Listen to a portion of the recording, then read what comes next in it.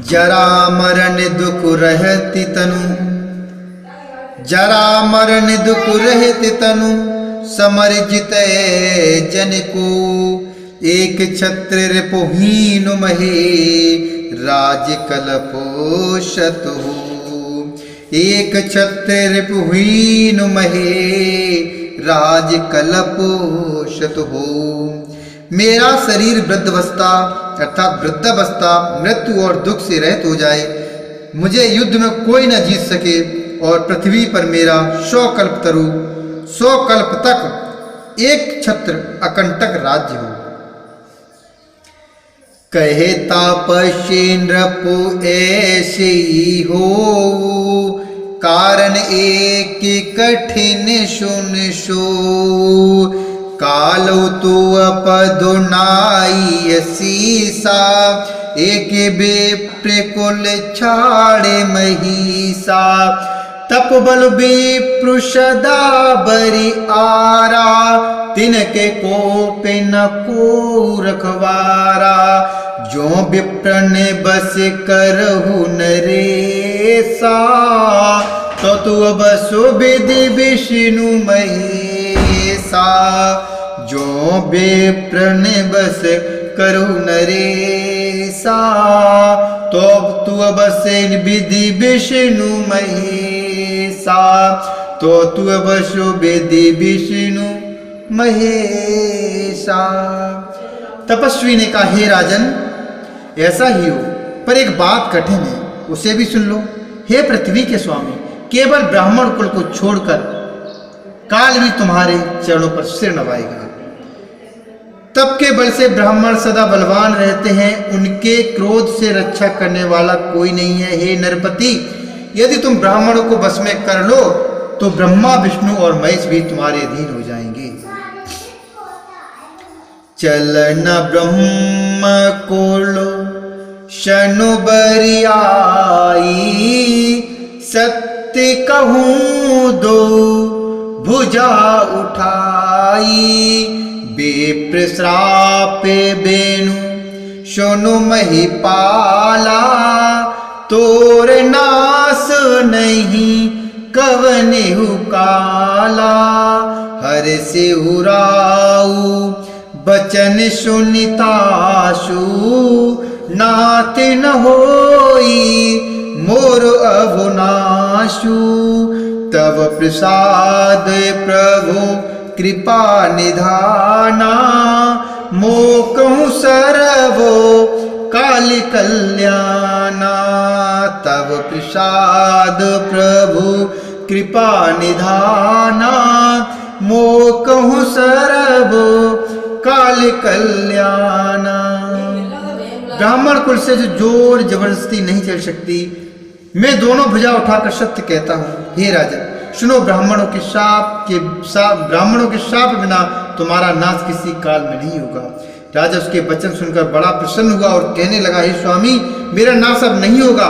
हे कृपा निधान प्रभु, आपकी कृपा से मेरा सब समय कल्याण होगा।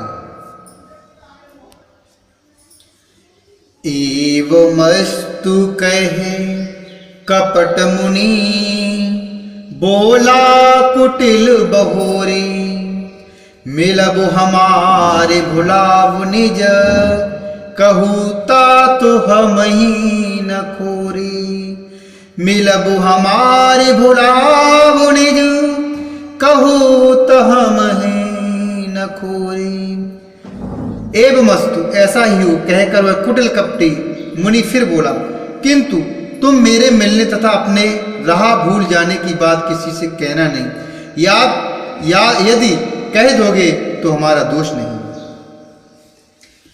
ताते में तो ही बर जऊं राजा, कहीं कथा तब परम अकाजा।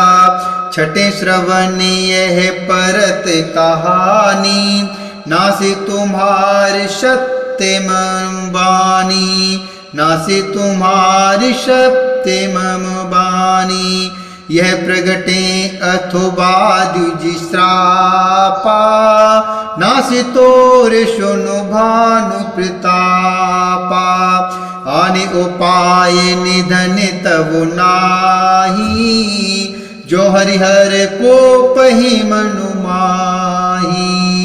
आने उपाय निधन तब नाही, जो हरिहर को पही मनु माही। हे राजन, मैं तुमको इसलिए मना करता हूँ कि इस प्रसंग को कहने से तुम्हारी बड़ी हानि होगी। छठे कांड में यह बात पढ़ते ही तुम्हारा नाश हो जाएगा। मेरा यह वचन सत्य जानना। हे प्रतापवान, सुनो, इस बात को प्रकट करने से अथवा ब्राह्मणों के शाप से तुम्हारा नाश होगा, और किसी उपाय से चाहे ब्रह्मा और शंकर भी मन में क्रोध करें, तुम्हारी मृत्यु नहीं होगी। सत्यनाथ पद गहे नृपि भाषा, द्विज गुरु को पिकहु को राखा।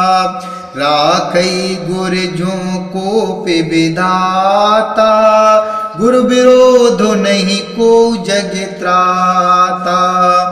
जो न चलबु हम कही तुम्हारी, हो ना सुनहि सोचु हमारे।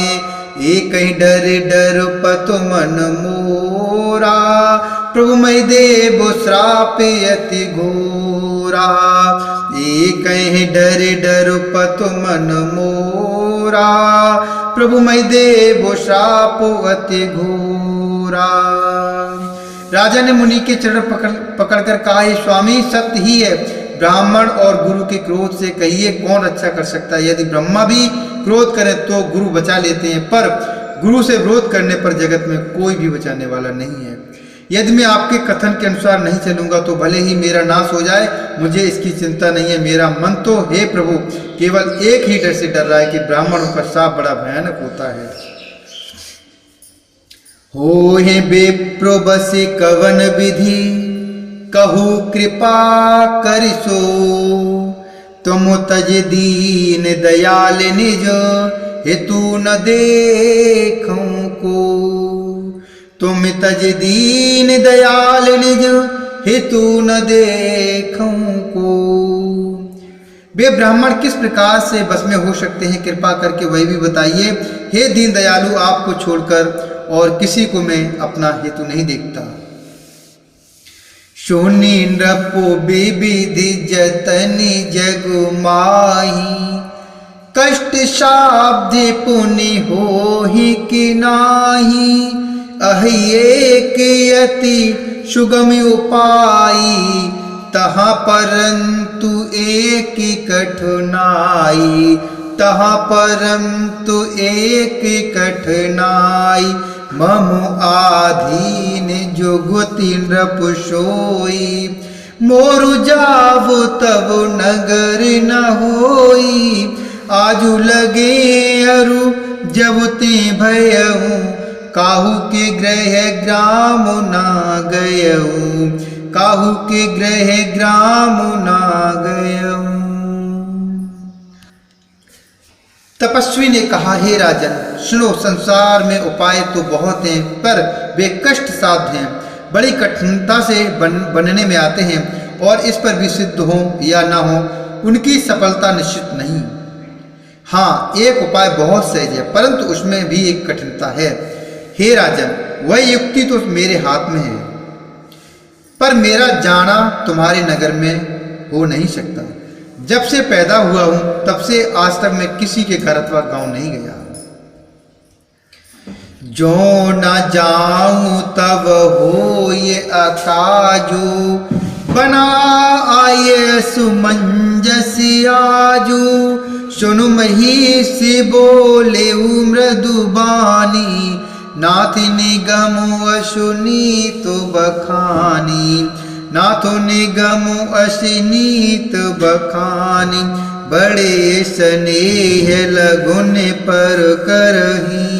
गिर निज सिरनि सदा तृण धरही, जलद अगाधि मौलु बह फेनु।